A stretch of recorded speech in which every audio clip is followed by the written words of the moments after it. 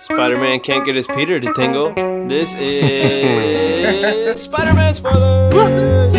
Nice. Peter Tingle. Bum, bum, bum, bum, bum, bum.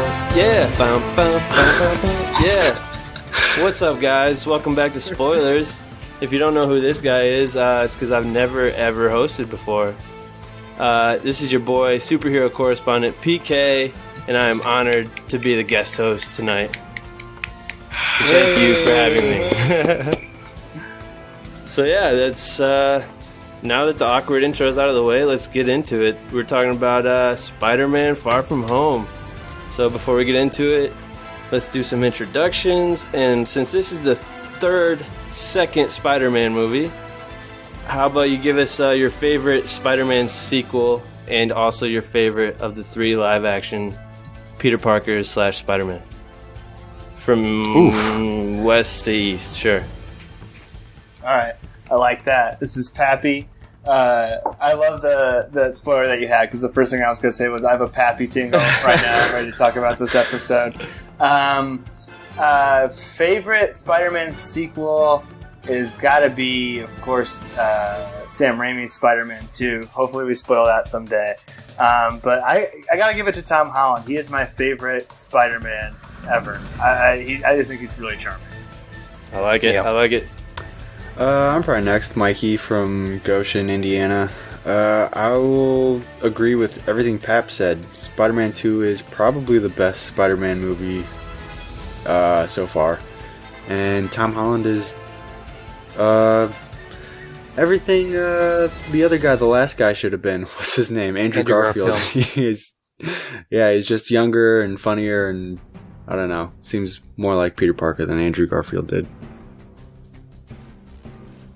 Cool. All right. This is Brett from Fort Wayne. While I do think Spider-Man 2 is the best of the movies, I'm going to have to say this is my favorite. And Tom Holland's probably my favorite, but I'm going to have to disagree with Mikey. I don't sleep on Andrew Garfield. I think he didn't have a lot to work with. That's true. I think he did an awesome job for the little he had. True. I'm going to agree with Brett on that one, because I'm a big fan of Andrew Garfield in general. Mm-hmm. And I was a big fan of him as Peter Parker, even though he always looked way too fucking old to be in high school to me.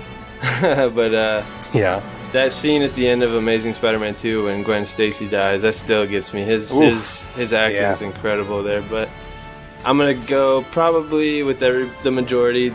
Sam Raimi's Spider-Man 2 is fantastic. Took superhero movies to a whole new level when they weren't the commodity. So, yeah, I think that. And then Tom Holland is quickly becoming my favorite Peter Parker Spider-Man. And I'll tell you why, because this movie had a lot of that. So let's get it started here, eh? Everywhere I go, I see his face. I just really miss him. Yeah, I miss him too. I don't think Tony would have done what he did if he didn't know that you were going to be here after he was gone.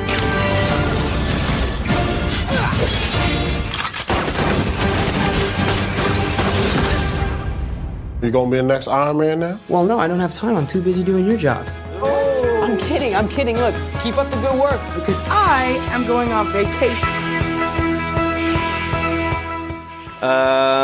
I'll start with the reverse order. Let's go with Brett.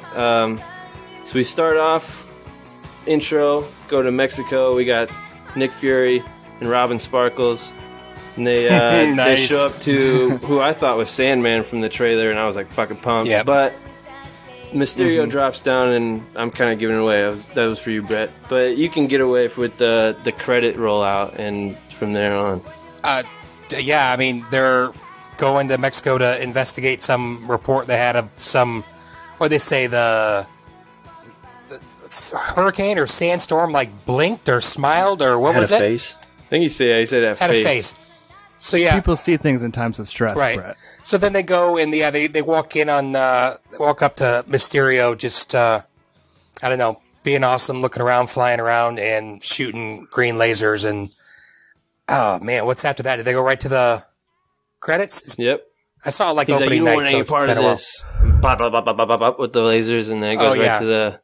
Mm-hmm. And then it's yeah. So good. Whitney Houston. That was good. We'll always What do you guys think of that little intro with the shitty video tribute with the Getty images? It seemed a little too shitty. Mikey, Stevie, myself, Pappy, and Jordan were all in the same video productions class. So was Pat. That was in that class Concord too. production or Concord Live. And baby. and PK, and Josh was our substitute, and none of us made anything that shitty, and we should have made stuff that shitty. It was hilarious, but it was a little bit like... I was hoping it would have been Peter Parker 2019 production, because that's kind of how they started off with Homecoming. But at the same time, why the fuck would he do that? Those were his real friends. Yeah, they had Concord Live going. So yeah, they go on to do a Spider-Man thing, which I think they did this really well. They explained the Thanos snap in a really funny and creative way, because and they don't call it a snap, they call it a blip, because nobody else besides the Avengers knew it was caused by somebody snapping. So who wants to explain kind of how they went about that? I can. They do it through kind of like the exposition dump in the news report, but it's basically like if you were blipped or snapped, you didn't really age, and then everyone else did age up. So like the repercussions of that are like there are some like kids who are now like older, like the guy from Brigsby Bears, like my little brother's older than me now, and which is hilarious. Like holy shit, that is the guy from Brigsby Bear. That's hilarious. Yeah, it is. Yeah, there's some like romantic implications of that as we'll come to later, but like even like the scene with like the band and like the basketball team when they like wreck into each other, that was pretty funny. Like I thought it was a little bit of cleanup that had to be done after Endgame, but it's done in a humorous That's fun what I was way. going to say, because one of the big plot holes that I saw was, you know, when these people come back, I mean, how many people fly in an airplane every day? It's like 30,000. That's awesome to think about. They're just dropping terrifying to to think about. So like and then, you know, showing up at people's houses. I mean, how many people do you think got shot flying down the highway because they're in somebody else's house, or they come back and your wife's married somebody else? So it was kind of important to do that. And you're right, they did it in a funny way, so you don't think about how awful it probably was in real life. And at the end of Endgame, like when you get that reunion with Peter and his friend Ned, like that got me choked up in Endgame. And then they bring it this way, and it's just completely a joke almost. But I thought it was great. So after that, we get into some Spider-Man's working with his Aunt May, who's fine. And they do a little thing, and you see Happy show up. So Pap, you want to, or Mikey, have you talked yet? Let's get some Money Mikey in here. They're doing a fundraiser for just the city, just post blip stuff. So trying to raise money or something, and Spider-Man's the spokesperson, and then Happy shows up, and he's apparently been dating Aunt May for a while, and nobody's told Peter. And it's little roundabout ways of trying to tell him, and Happy's kind of afraid to do it. So yeah, I thought that was really funny. Like they did basically the scene from the trailer, which they kind of ruined it there, but I love Jon Favreau, and I'll get to more of him later because he was involved with one of my favorite scenes in the movie. But then, yeah, moving on there, Peter's getting ready for his trip. He needs a break from being Spider. Actually, wait, don't want to move on too quick. Pap, you want to tell him about the little interview that they were trying to with Spider-Man? How everybody's kind of berating him with questions. Yeah, so this was also something that was like heavily foreshadowed in the trailer, which not to just to diverge really quickly. You guys all saw the trailer, right? Yes. Yeah. I think so. Remember there's that scene with the cops? And he's like, I'm doing your job. Like, that's not in the movie at all. Isn't that weird? That happens all the time, though. There was, I think, another scene in this movie that wasn't in there. It's like the scene where he's like swinging around the city in his red and blue suit. That's like kind of the very end. But yeah, I was bummed because that's a funny line that they used in the trailer. Yeah, it's kind of funny because they like transition it out in a whole different way. But this is the part of the movie where Peter Parker is reflecting on his relationship with Tony Stark, and he gets a little bit overwhelmed during a press conference. We've seen that in movies before, but he gets overwhelmed by the fact that, you know, they're like, are you the lead of the Avengers? Like, are you the next Tony Stark? Like, and he just wants, or how are you going to save the world? And he just wants to answer questions about being a friendly neighborhood Spider-Man. So he kind of like zips off and then like that's when he gets that kind of like moment of reflection on the roof that we had seen. So it's a good moment of characterization. I think that a lot of the complaints, because we all did, or most of us did, Homecoming together, and I think at the time I kind of complained about, I wish it wasn't weighed down by the rest of the MCU movies. With Tony Stark. That's what I was worried about going into this movie, but yeah, it feels like, but Tony Stark's presence looms large. Like they even cut to flashbacks of him. I mean, did it bother you, PK? Was it too much or?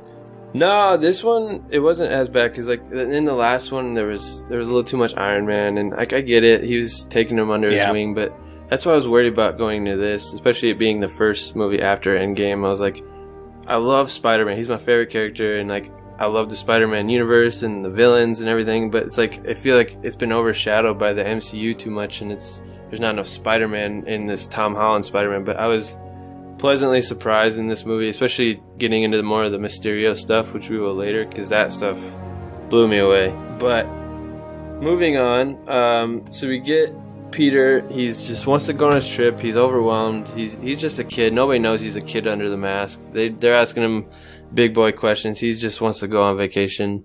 So he's packing up. He goes on the trip, and Brett, you can kind of take it from here. Kind of explain where they end up first, how their classes ended up, and all this shit. Yeah, so they're on the plane, and first of all, Peter's trying to do everything he can. It's pretty humorous to get next to MJ, and it all backfires. He has to sit by the teacher, but that's pretty funny. What's the first city they go to? They go to Vienna? Venice. Yeah, which, he just wants to get away. They're going around Venice, and then all of a sudden, is there like a clue before it happens, or? There's like something swimming in the water. Mm-hmm. Yeah. Okay. It's just before he meets up, they stop and he meets up with like the assassin or whatever, like Nick Fury's guy, right? Yep. Mm-hmm. Okay. So they're just having a normal time.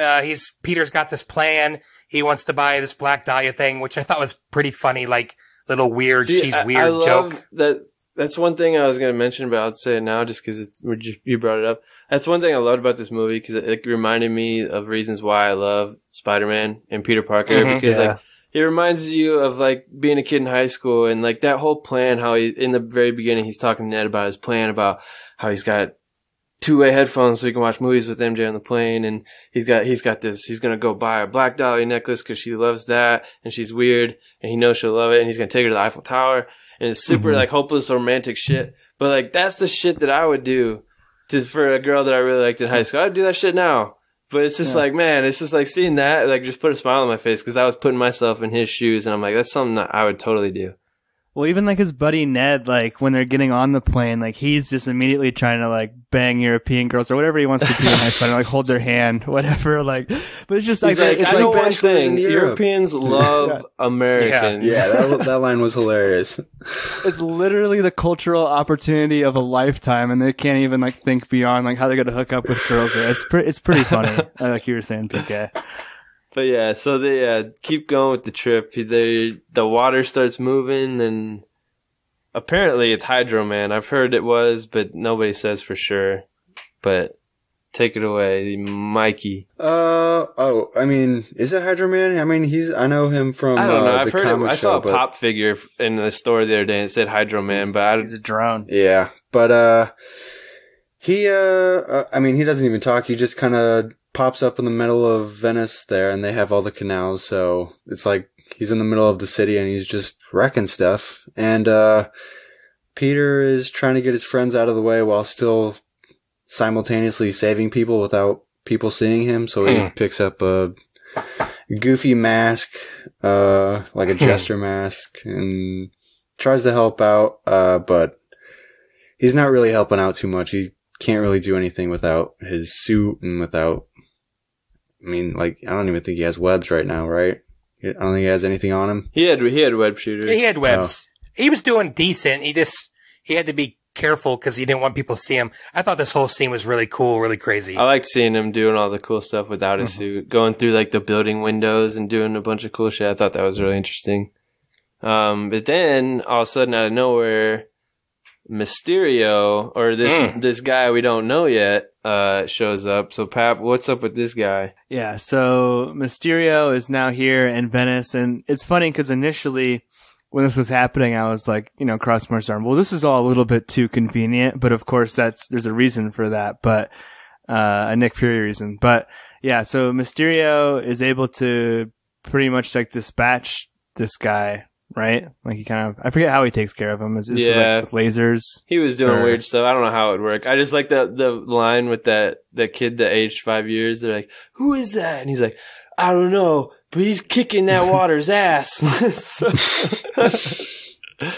Yeah, and this is kind of where he starts to gain national acclaim. And I think like the next shot, they're all like in the hostel or that really shitty hotel that's like basically underwater already, and they're all like checking like Twitter and Instagram and trying to figure out like what's happening.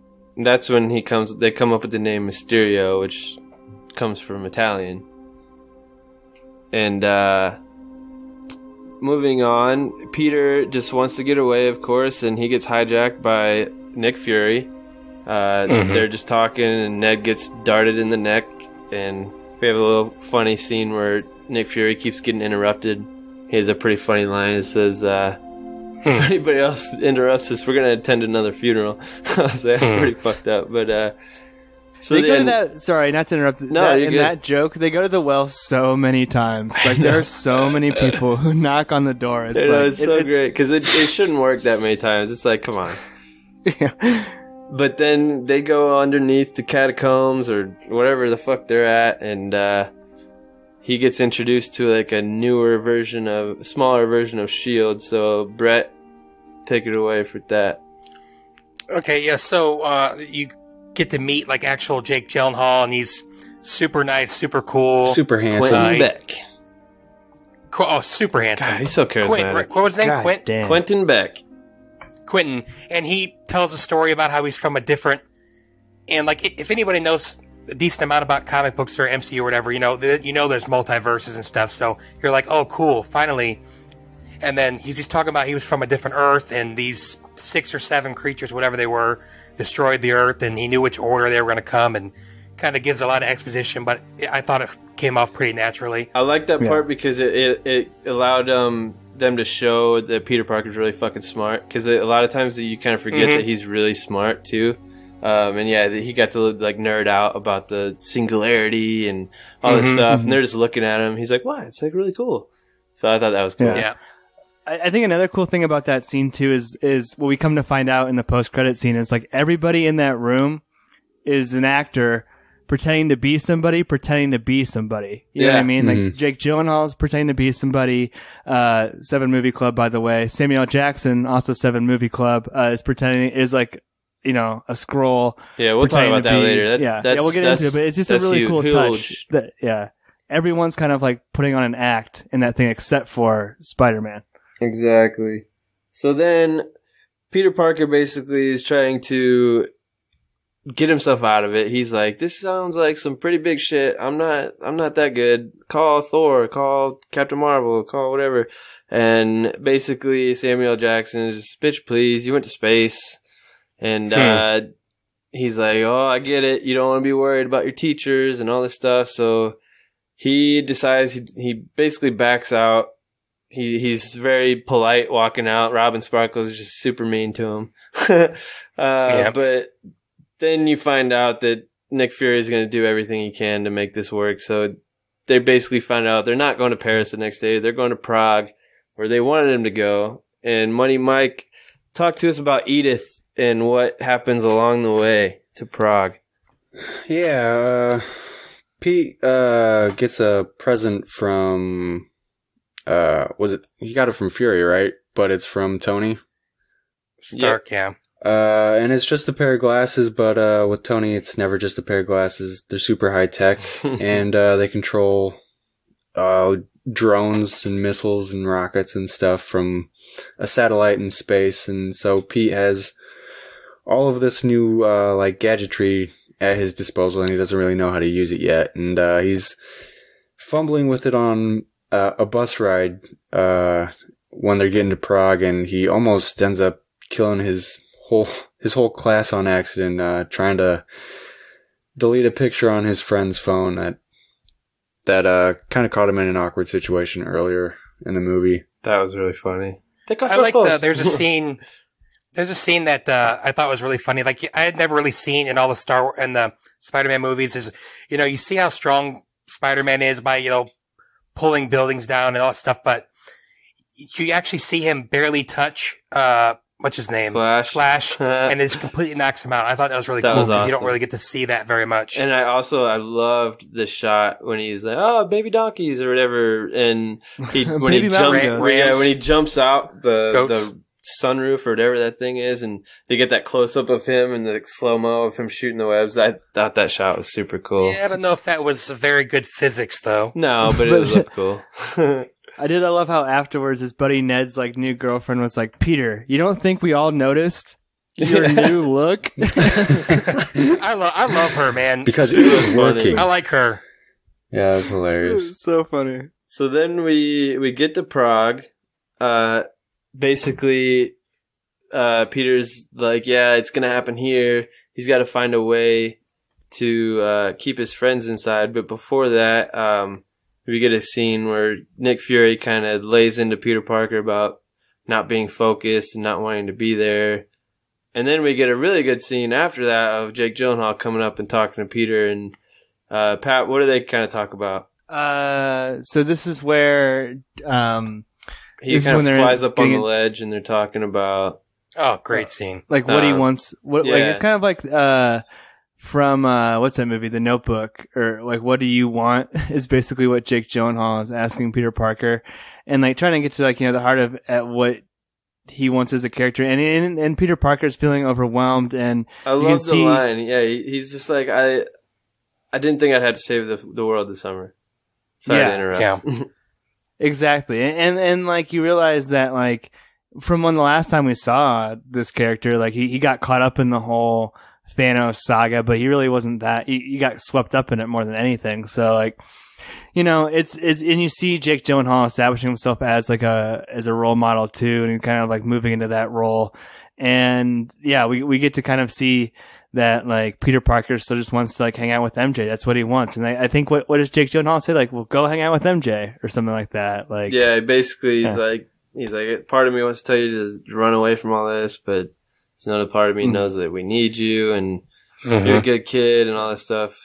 So then, it makes a lot of sense too, because like that's like Peter Parker, from what we know of him, hasn't had a lot of male role models in his life. Like Uncle Ben is not in the picture at all in this version. I'm glad you said that, because there's a quick scene when he's packing his suitcase and they shut it and it shows Uncle initials BFP, Ben's initials, and I'm glad they did that because I was gonna say it earlier or later because you don't get much mention of Uncle Ben in the MCU because it's been told so many times. They just expect people to know about it, but I thought that was a really cool touch. We don't even know what this Ben looks like, right? Yeah. They've never even showed him. No, I think he looks like Joe Pesci. So after they have their little conversation, he jumps down and he's got to find a way to keep his classmates inside so they can stay safe from the fight they're about to have. So he basically gets the tickets to the opera for the whole class, and everybody's pissed off because there's this big party that they're all going to miss. And then we get the big battle with the fire monster, who's apparently the baddest one of them all. So who wants to talk about that how that all plays out? I can at least set it up. Like they're in the opera, and Peter has to like leave to go perform his responsibility. And there's this like really sweet scene too, where like MJ is actually like kind of making a move on Peter, and like just given everything we know about the character, like we know how much like that, how important that is to him, to like even to get to spend like time with her like that. And then she wants to like split like opera glasses or something with him, and he's like talking in his earpiece, and like there's like this whole miscommunication thing, but he has to leave, and we see him like looking back again. And I think it's like there's a shot in Homecoming too, right, PK, where it's like he's at a party and it's kind of like similar. But yeah, so he has to like leave this girl who's into, and then that kind of like triggers like all or a good majority of the kids, like 5 of the kids, like skipping out on the opera. So that sets up the whole drama now, because now Peter Parker has to like defend them, so he thinks, from this fire monster elemental. Brett, you want to take it home? Yeah, I mean, it's just really cool. They had set up a plan, Mysterio and Fury and all them. Ned and his girl get on a Ferris wheel, which is just the worst ride ever. It's terrifying. But it's just really cool. I mean, I thought everything that Mysterio did as Mysterio was looked super cool. Mm-hmm. I don't know how you guys felt with the lasers, but I thought that was a really good job. And they end up taking the Beast down. I don't remember how. He basically sacrifices himself, but doesn't die. He goes in. What I should have done before. Yeah, but before that, there's a quick scene where Spider-Man is trying to latch onto something. I think it's the Ferris wheel, and he hits something that's invisible, and he's like, "Whoa, what is that?" And he pulls it, and it ends up being a projector off of the thing. But we'll get to that in a second. So yeah, Mysterio, he does this epic sacrifice, but he doesn't die, and then we have another scene with Nick Fury kind of laying into Peter Parker, saying hey, you're a good guy, you got skills, and I want you to be there, but you need to want this, and you need to figure out what the fuck you want. And I love it because he's got that stealth suit on, he's just got the eyes flipped up, but you can see he's super teary-eyed because it's just he's just broken. Everybody's yelling at him, he's just having a rough time. But then Jake Gyllenhaal and the Night Monkey, they go and grab a drink together, which leads to one of my favorite scenes, definitely of the whole movie. Money Mike, what happens there? So we suspend disbelief for just a little bit here, with Peter and Mysterio sitting in a bar in full costume. Just having masks off, both drinking a beer.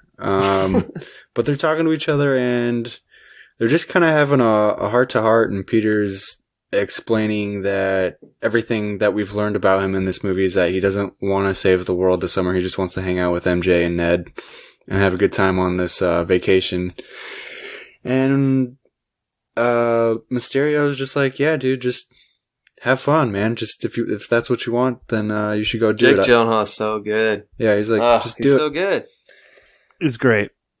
And how good did he look with the glasses on, though? Come on. Oh my god, he looks exactly like Tony Stark. I wonder if that's why they chose him. But yeah, for some reason, Peter gives up the super weapon of Edith to Mysterio. He thinks he's a good guy and that he can use the weapon I don't know. He thinks he's the next Iron Man is what he's hoping. What he's looking up to him as, but he doesn't know that he's a bad guy and that spoiler, that he used to work for Tony Stark and doesn't exactly agree with his business practices and stuff like that. So, did you guys know anything about Mysterio, the character, going into this? Very little. From the cartoon, he was a special effects guy. That's what I knew. Yeah, I always assumed that people knew he was a bad guy because I've always known him as a Spider-Man villain. I knew he was a bad guy. So it's just I was kind of just waiting for the twist to happen, and I'd known about So him in the comics, he's a failed actor in Hollywood. But he's very good at special effects. So he ends up using that to his advantage. He tries to frame Spider-Man for some crimes and make himself look like the hero, but Spider-Man beats him and all that shit. So he becomes an arch enemy. But I didn't expect how he was doing it, or I didn't know how they would reveal how he was doing all this stuff and if he was actually from another Earth. But I thought it was super cool. The slow reveal of him walking out the bar and that the music changing from kind of happy to more sinister, and shit slowly starts fading away, and everybody's kind of what the fuck's going on? And yeah, then he's just that wasn't so hard, was it? Yeah. I do have one CinemaSins complaint in that bar scene when Jake Gyllenhaal and Tom Holland are having that heart-to-heart. At one point, Edith is on the floor, and one of the bar patrons hands it back to Peter Parker. That would have been a great opportunity just to pickpocket it, and then a lot of the problems that come later for sure. would have been solved rather than, hey, you dropped your glasses. But also, a hologram can pick stuff up now. Come on. Good point. I don't think they're all holograms, but I don't know. I do think that the Jake Gyllenhaal, because like the next 5 minutes that you were talking about, it's like a pure 4-minute exposition dump of him like talking to each one of the people, one of which Peter Billingsley, great. the guy from the My first boy. Iron Man, Ralphie from A Christmas Story. Brett knows, but like I loved how they brought those guys into the story.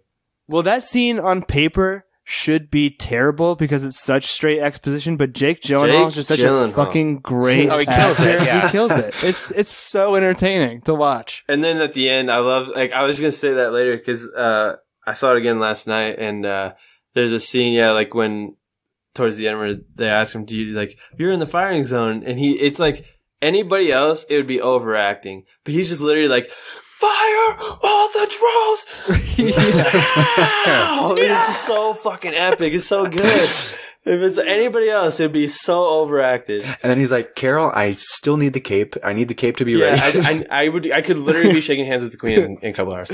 But don't want to jump ahead too far. But I loved that scene of him like being revealed as the guy who come up with the tech that Tony Stark used in Civil War. The scene from the original Iron Man, them basically, then you move on, you get a little quick scene of them you see how he's actually doing it with the projectors and the drones. That's when you see he's more of a villain. He's kind of super narcissist. He's like super paranoid about Nick Fury. He's trying to trick 7 million people and also the most paranoid person in the world. And then we get to a scene, who wants to take the scene of MJ and Peter finally getting some alone time, which was fantastic. Was this inside the room or outside? Both. Which was first, I mean? They meet up in the hotel room and they basically have a little moment and he's like, yo, let's go hang out. Fuck the trip. Then they go to the bridge. Yeah, they go out and then she's like, I know you're Spider-Man. He like flips out. Like, I thought he was going to be like, yeah, I can't believe you found out, but he's like, I'm not Spider-Man. I don't know what you're talking about. And what he finds the projector, he does or she does or whatever. And then he's like, okay, I am Spider-Man. She's like, oh wow, I was only 60% sure or whatever. That was really funny. That was he's a great flipping out scene. because he realized that he just gave the best technology in the world to a supervillain, and they need to go get a hold of it. I think he goes to try to get a hold of Pappy or Fury or somebody, and basically it's a he's really good like, scene. Both those scenes were great. Yeah, they find out what's happening. They see Mysterio in the projection. Peter has a oh shit moment. They go back to the hotel. He kind of does a strip in front of her, which is kind of funny.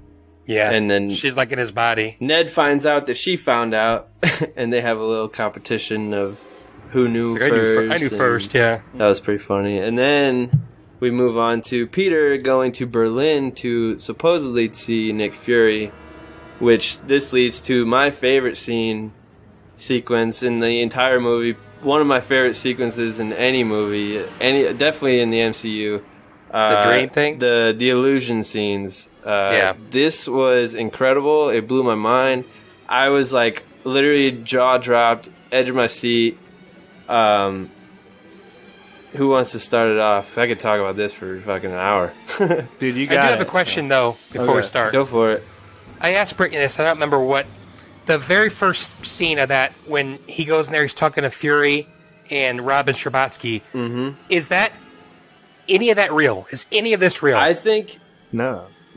I think none of it's real, but because like they do the thing where they take away Robin Sparkles, and so they make it seem like Nick Fury is actually there, but I still think that's a trick because it makes it seem like he got shot.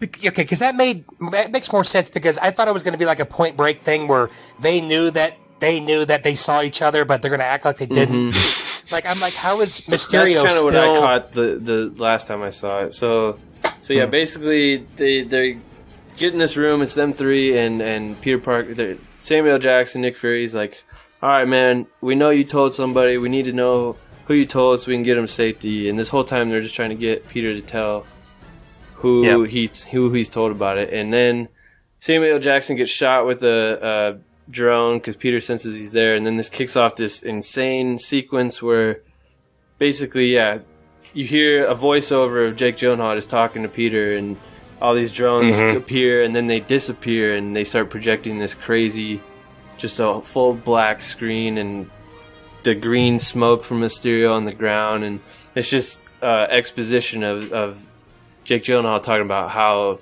Mysterio is created to be a superior hero and something for people to believe in and all this stuff, and he's just going through these crazy visuals of this.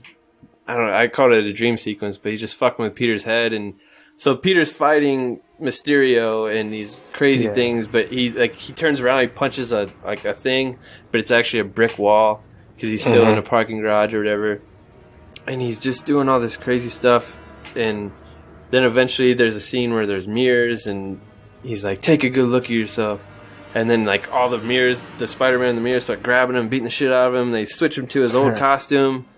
He's like, you're just a kid in a sweatsuit or something, and that's when you finally see the actual like Mysterio versus Spider-Man fight, where they're kind of like he's shooting the lasers at Spider-Man, and then basically you get this scene where he's like right in his face, and then all of a sudden, boom, it snaps out of it, and Jake Gyllenhaal gets shot in the back by Nick Fury, and it's like, yeah, but Mikey, what happens then? Sorry to put you on the spot. What does happen then? Help me out here. What does happen? It was all fake. It was an illusion to find out who knew about his projector. Oh. He thinks Fury saved him, so he's like, we got to get back. MJ and Ned and probably his girlfriend know, and then you find out none of that was real. I was like, you're so Gyllenhaal gullible. comes up, he's like, thank you. Yeah, he's like, you're so gullible. But then he goes back into the illusion.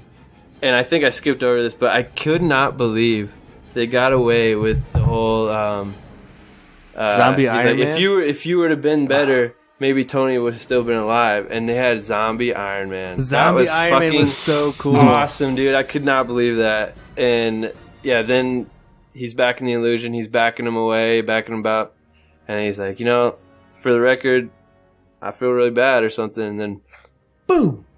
Spider-Man gets hit by a train. Yeah. And then I finally breathed. I didn't breathe like that whole sequence. So that sequence, like we reviewed Doctor Strange, I think it was just me and Stevie like a long ass time ago on this podcast before PK was even our official superhero correspondent. Yep. I think that sequence to me is better than anything I even saw in Doctor Strange, which is like the trippy, Marvel movie. And it really gets me pumped for like the next phase. Cause this is like the end of like, this phase. So like, I mean, like Brett, Mikey, do you guys think that's like one of the best sequences in the MCU? Oh, for sure. When he gets hit by the train, it was like one of the coolest things I'd seen. A little bit of a jump scare. The whole thing's amazing too. I'm just saying the train, like PK said, it's like the first time he breathed for like 5 minutes straight. Their use of his fucking helmet in the fishbowl was awesome. Like there was one point there's a shot of MJ and she's freaking out, and there's a moon behind her. And then the moon becomes his face, and like then there's like the one where it's just one, and there's like a million of them, and it's like going into the globe, and it's going into like his Illuminati symbol on his cape. Then Spider-Man's in a giant snow globe that turns into his head, and it was just like, oh my god, like that's where I was like, this is Mysterio. And then I love how it cuts back too to you see Jake Gyllenhaal just walking and talking with the projectors on him, so it's like that you actually see what he's doing finally versus what Peter's seeing. Man, I could talk about that for days. That was so cool. But so Peter gets hit, wakes up in a prison cell in the Netherlands to the 3 nicest guys ever, and he calls Happy to come pick him up. They have an emotional moment where he's like, you could tell Peter's really freaked out. He's like, wait, say something only you would know. And he says something about them at a hotel, and he bought an adult film, but he didn't know. He only knew by the price. He just didn't want to say anything, and that was super funny. And then this leads into one of my other favorite scenes of the movie, which brings out the heart and soul of Peter Parker. So, Pap, do you want to talk about this one? Yeah, man. And like, we haven't like touched on it yet. Like, I had a little bit of like problems kind of with the way this was edited and like the pacing, but like the core cast of this movie is so good, and I think that like Jon Favreau playing Happy in this movie is like so excellent, because I mean like the first half he's just kind of crushing on Aunt May, but like here he gets to kind of be like the father figure to Peter Parker, and he's like more more reassuring to him, saying like, Tony never doubted you, like, like really building him up as like a person, and it's like a really like touching scene.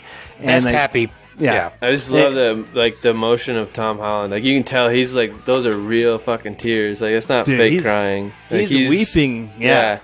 And then you go right into the scene. Yeah, he puts AC/DC on. He's I love Led Zeppelin. And then you see Happy just smiling with a little like twinkle in his eye because he's looking at a young Tony Stark, and it's But that's so an unforgivable. Cool. That's an unforgivable musical mistake. I know. I love it. It's like that. He made a reference like that in Civil War too. But, that really old movie. Yeah. Empire Strikes Back. Yeah. So, yeah, incredible scene. Happy basically gets him out of there. They start making their way to London, which is where all the shit's about to go down. Spider-Man gets a sweet fucking new suit. Basically, Mysterio's setting everything up.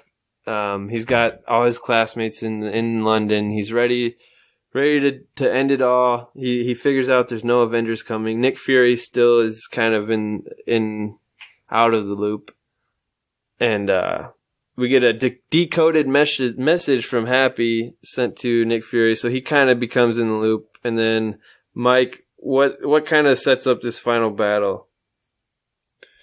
They're on London Bridge. And I guess the Mysterio's plan is to take out the bridge. He's just gonna do another elemental trick type thing, because I guess nobody's figured out that he's a bad guy yet, so he's still using projectors to create these giant monsters. And I'm not exactly sure. Like Nick Fury's like somewhere close by, like watching in a building, like watching it all go down. They know where the location is and everything, but they're just waiting for Mysterio to make a move so they can go get him. There was some kind of like strange code word that was passed between Happy and Nick Fury. Yeah, it was something about a surfboard, and the appearances can be deceiving. Which, again, knowing what we know about who Nick Fury actually was, that was very astute of Ben Mendelsohn to pick up on Earth customs. But yeah, so the final elemental, the storm, comes down, and it's wrecking shit, and the kids are trying to escape the bridge, and all the elementals are coming together, and then Mysterio comes in to save the day. We get a funny Power Rangers Voltron reference from the teachers and JB Smoove. Then we finally, Spider-Man enters the picture, and he knows these are fake, so he takes a leap of faith. And then Brett, what happens from here when he goes into the projection? Well, he somehow gets in there sneaky. He sneaks in there, right? Yeah, he like dives bombs with his web wings and just flies right in there. He just starts straight tearing these drones up, right? I mean, he's trying to get them all destroyed before Mysterio finds out, right? Mm-hmm. He's also battling? Is he battling No, he's not battling an illusion yet because Mysterio doesn't know yet. Mm-hmm. So he's just going around. He's just blowing all these things up to try to stop it. Now, eventually Mysterio finds out because he's losing like total wings of his illusion, and it actually ruins the illusion. Like Mysterio has to he starts thinking about, he's like, that's all right. And this brings up a small teaser for the actual end / post credit where the guys, he's like, kill the illusion. And the guy's like, what? No, like they'll see. And he's like, you'll see what I want them to see. And we'll get to that later. But so yeah, Spider-Man finds Mysterio and he tries to get to him, but he's protected by a shit ton of drones. And we get a really cool sequence of Spider-Man actually swinging around. And I love the sequence of him going through the drones because he was just kind of like hopping from one to the other. There's one literally where he like swung and he like literally just sat on top of the one and scooted right off. I thought that was cool. It was very much Neo in the Matrix. Like he's beginning to believe. Like exactly. Peter is beginning to embrace his tingle. And like, he's beginning to believe. He's beginning to tingle. Then we get this cool sequence on a bridge where he kind of uses this, like he comes out with a makeshift shield and almost like a hammer looking thing, which was like kind of reminiscent of Cap. which was really cool. He gets his way up to Mysterio, and then Mike, they have this little final battle. What kind of happens there? Well, Mysterio's going to use his projectors, but he's like projecting kind of just what they're already seeing now on top of real life. So he's just kind of like Mysterio's kind of just like masking himself while he's flanking Spider-Man. He's going to like shoot him in the head. But before that, he's just like tearing him up with all of these drones, and Spider-Man's dodging them. He's dodging and weaving through this whole hallway of drones, and it's really awesome. And then he gets all the way to the end where he thinks he's defeated him, and he's sitting down like on the ground, but in reality he's off to the side of him. He's projecting a fake Mysterio like on Loki. The ground. Yeah, he's trying to trick him, and then Pete's tingle activates, and he doesn't stop a bullet with his hand. He grabs the gun, right? He pushes his arm up or something. Yeah, but it's very fast, and then it's awesome. A drone takes out Mysterio on accident. He gets killed by his own drone. Yeah, I think he got shot earlier, and I think he was already shot at the time. Oh, he got shot a couple times, yeah. Yeah. So then Mysterio, quote unquote, dies, saying people will believe anything they'll believe anything nowadays. And we have a great moment with Peter and MJ on the bridge, and this is one of those moments I was talking about earlier. It's like after all that, MJ shows up. She shows that she finally got the medallion thing, but it's broken, and he's so bummed out that it's broken. Even though after all the shit he just went through, he's like, "Oh my god, like I'm so sorry." She loves it though, but she likes it even more, and they have this really awkward kiss, and it's so funny because even after he just saved the world, they kiss, and he's like, "Oh, I guess I'll okay, all right, I'll see you later." It's so funny, but then that kind of takes us into the very end and the very important post-credit scenes. Yeah. So who wants to set those up? What was the first one? The first one was just the big one was the middle one, right? Yeah. Yeah. So the big one was, I thought, a really cool scene. One of my favorite scenes of the movie. He's taking MJ around. This scene made the movie, the scale of the movie so much bigger. Yeah, so he's taking MJ around to show her what it's like flying, and she freaking hates it, but it looks so cool. And then he's like, okay, I'm going. And then this big screen lights up, and it's a message. Madison Square Garden. It's a message from Mysterio, and he doctored the video to make it seem like Spider-Man released the drones on the people and that he killed the good guy. And then he also outs him, which is the biggest thing to happen in the movie. Mm-hmm. And then it just ends like that. Well, super big not cliffhanger. to mention you brushed J.K. over. Simmons has J. Jonah Jameson. Dude, I literally I lost my mind. I clapped. I can't believe they got him back to do it again. That's awesome. And it's Which so Mikey, funny, you played the PS4 game too, right? I don't know. It sounded like him. I don't know if it was the same one. I don't know if it's I was him, gonna say, but it's like the same type dude. Yeah. Because in that, it's like an Alex Jones radio the guy. Daily Bugle, it's more like a blog site. Man, I can't believe I forgot the most important part of that scene, J. Jonah Jameson. Dude, that's why everybody lost their shit. My bad, guys. But yeah, Spider-Man's face and identity is revealed, which I thought it was really funny how they ended Spider-Man Homecoming with his aunt finding out who it is, and he gets cut off at, what the f... And then at this one, you get Spider-Man, his identity gets revealed to the whole fucking world, and he ends it with, what the fuck? But that gets me very excited for the next Spider-Man film. I don't know where they're going to go. I've heard rumors of the villains that they're going to bring in, and if it's true, oh man, I can't fucking wait. They've been setting up, apparently, Green Goblin for a while. They've been setting up the Sinister Six for a while, too, because Vulture from last movie is still not dead. I don't believe Jake Gyllenhaal and Mysterio's dead. Interesting. Because at the end, he goes, is he? Or whatever, and she doesn't say he's dead. She's like, all illusions are done, or not, or all illusions are off.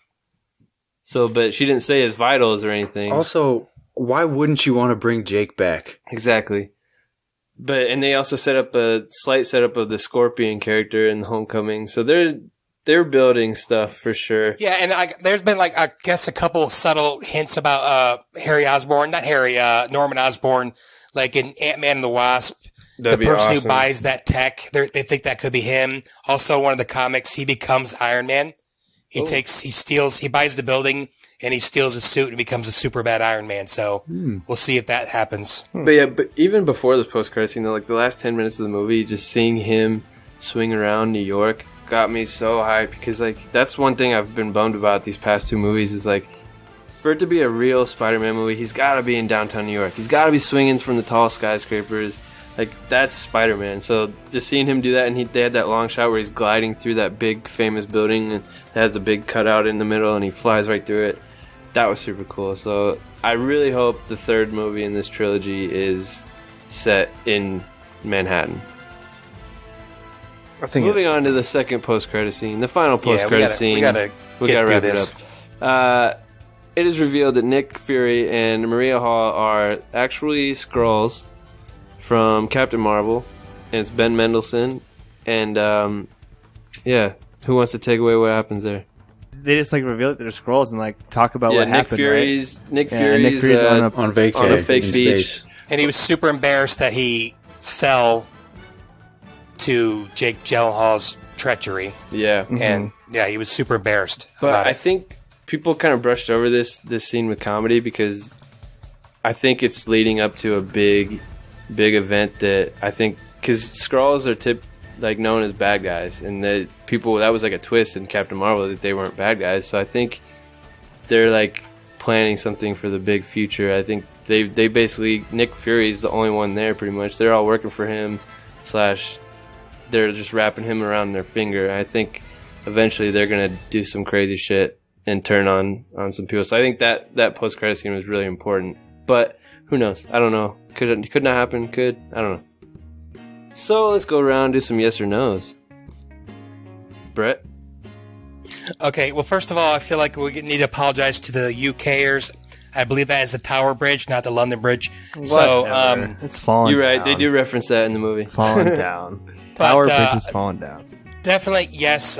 My immediate reaction, I ranked it as my 3rd or 4th favorite MCU movie, so I really, really, really liked it. Cool. Mikey? Yeah, I loved it. I like how they've really leaned into how busy Spider-Man actually is and how he can't get any of the stuff he really wants to get done. And he's always pulled in different directions.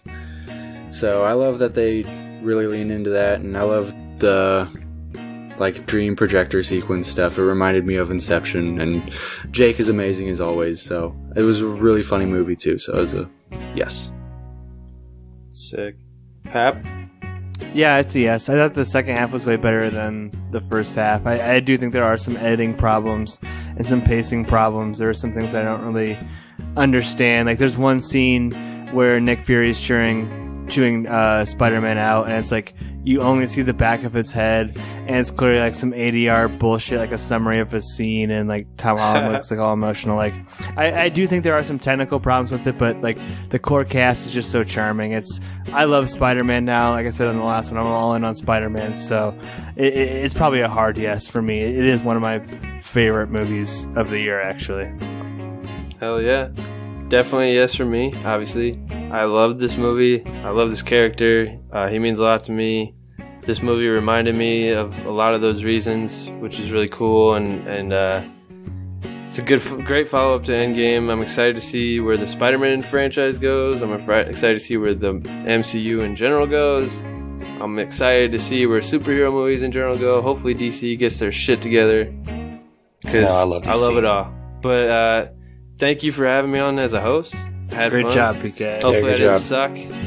Kick it the spoiler, man. I'm down to host another one for the OG Spider-Man movie. But yeah, you can contact these guys on social media, and we'll take it away. Spoilerman. Our email is podcastspoilers@gmail.com.